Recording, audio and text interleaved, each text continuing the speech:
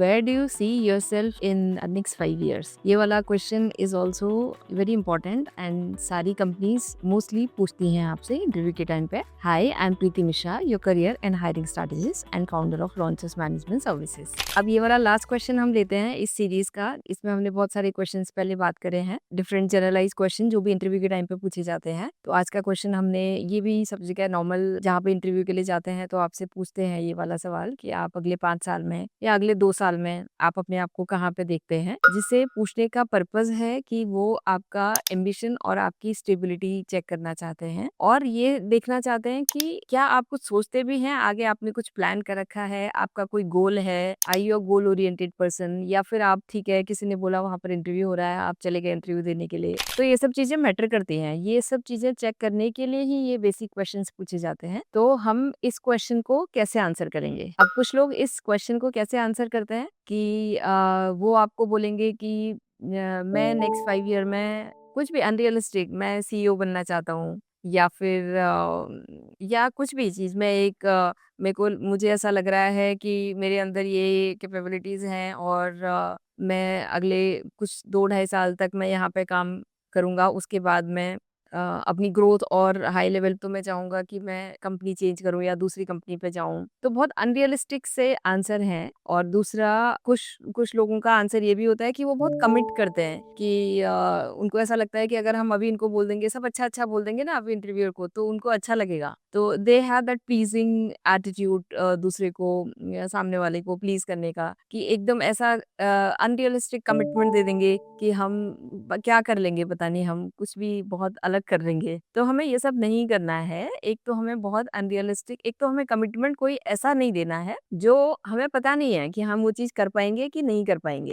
तो आप इस आंसर को थोड़ा डिफरेंट तरीके से फ्रेम करें। वो फ्रेम कैसे करें कि आप ये बोल सकते हो कि मैं अगर यहाँ पर मुझे ये अपॉर्चुनिटी मिलती है तो ऑब्वियसली मेरे जो भी स्किल्स हैं, मैं अपने स्किल्स बहुत अच्छे से डेवलप करना चाहूंगा। मैं यहाँ पर, अगर आप एक फ्रेशर रोल के लिए गए हैं तो मैं चाहूंगा कि नेक्स्ट 1.5-2 ईयर में मुझे एक टीम हैंडल करने को मिले और मैं एक टीम हैंडलिंग एक्सपीरियंस और मैं टीम के साथ लेके मैं आगे बढ़ना चाहूंगा। और ऑर्गेनाइजेशन में कहाँ पर मुझे लग रहा है कि क्या नई स्किल है जो मुझे एड ऑन करनी है, उससे मेरे और ऑर्गेनाइजेशन दोनों का फायदा हो रहा है, दोनों के लिए विन विन सिचुएशन हो रही है, तो मैं वो करना चाहूंगा। तो आप कोई स्किल को लेके, कोई टास्क को लेके, लेकिन कुछ एक सर्टेन, ऐसा नहीं है कि हम हमें बोलें कि अगले 6 महीने में मुझे टीम लीड बनना है। Not possible, that's quite unrealistic. अगर आप फ्रेशर हो तो आप नेक्स्ट 6 मंथ में टीम लीड नहीं बन सकते। अगर आप बनोगे तो ऑब्वियसली आप बहुत एक्स्ट्रा ऑर्डिनरी कैंडिडेट हो गए। अदरवाइज आप इस तरीके के स्टेटमेंट सिर्फ बोलना है करके नहीं बोलना है। तो हमने जो भी आंसर देना है वो हमने सब प्लान करके देना है कि हमें अगर ये क्वेश्चन पूछेंगे तो हम क्या आंसर करेंगे। तो अगर आप उसको रियलिस्टिक रखेंगे,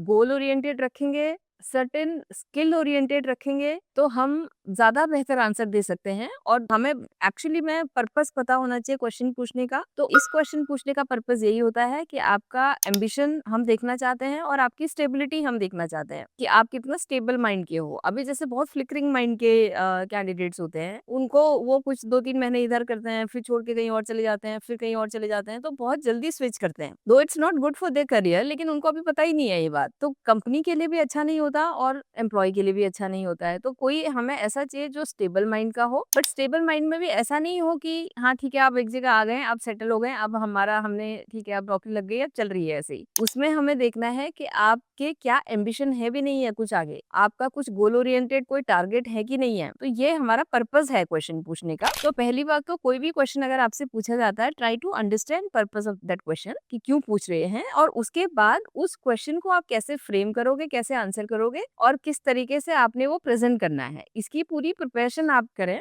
और सारे क्वेश्चंस के जैसे हिसाब से पहले भी है कि सबकी प्रैक्टिस करनी है, रिहर्सल करनी है, मिरर के सामने प्रैक्टिस करनी है, किसी को बैठा के आपने क्वेश्चन पूछने हैं, वो आपको हेल्प कर सकते हैं। चैट जीपीटी के साथ आप प्रैक्टिस कर सकते हो। आजकल तो एआई है, एआई के टाइम पे इतना कुछ भी मुश्किल नहीं है। हमें कोई अगर कोई बंदा नहीं भी है ना, तो भी हम बहुत सारी चीजें हम प्रैक्टिस कर सकते हैं। तो हम चैट जीपीटी के सामने, और ये सब फ्री ऑफ कॉस्ट है, ऐसा नहीं है कि उसके लिए आपको कोई पैसे खर्च करने हैं या कुछ ऐसा करना पड़ेगा। अदरवाइज आप you can take some expert advice. आपको लगता है कि अगर किसी कोई एक्सपर्ट है, कोई उस फील्ड में है, वो आपकी हेल्प कर सकता है, वो आपको गाइड कर सकता है चीजें कैसे, अल्टीमेटली करना आपने है, बट जो एक्सपर्ट होंगे वो आपको वे बता सकते हैं कि अब आप ऐसे कर सकते हो, आपके साथ आपकी प्रैक्टिस करवा सकते हैं। तो सारे क्वेश्चन जो भी हैं उन क्वेश्चंस की हमें बहुत अच्छे से रिहर्स करना है, इस लेवल तक रिहर्स करना है कि हमें वो नेचुरल लगने लगे, हमें खुद लगे कि हाँ ठीक है, जो भी मैं बोल रही हूँ या जो भी मैं बोल रहा हूँ वो एकदम सामने वाले को बहुत नेचुरल फील हो रहा है और that is the real answer. और क्वेश्चन को आप एक बार सोचें, समझें कि ये क्वेश्चन क्यों पूछा गया है, and then you answer it. You take a second, आप कुछ सेकंड के लिए पॉज ले सकते हैं। जब भी आपके सामने अगर एकदम कोई नया क्वेश्चन इस तरीके का आता है तो थोड़ा सा पॉज लें। पॉज लेने के बाद देन यू कैन